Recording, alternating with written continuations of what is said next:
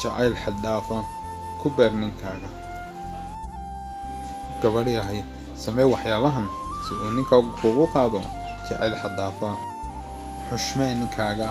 Gabadh yahay, ninkaaga waxaad abaalmarin uga dhigtaa xushmad, isla markaana tusi inuu qaali kugu yahay. Walaashida qaaliga ah, tani waa waxa ugu qaalisan ee aad ninkaaga u samayn lahayd. Qiimee wax kasta oo uu kuu sameeyo. Qiimee waxa weyn iyo waxa yar ee uu kuu sameeyay sayigaaga ama ninkaaga. Qiimee joogitaankiisa, qiimee dareenkiisa.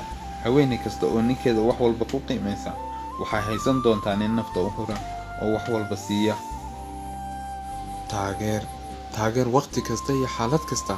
Beel ahaana ha ogaado inuu yahay halyey dhabarka laga taagan yahay. Marka aad waqti kasta garab taagan tahay, waa hadiyada ugu wanaagsan ee aad ku abaalmarin lahayd. Waxyaabo lama filaan ah kadis uga dhig. Waad la yaabaysaa haddaad ogaan lahayd in ragga ay jecel yihiin waxyaabaha kadiska ay haweenkoodu ay u sameeyaan, sida hadiyadaha oo kale.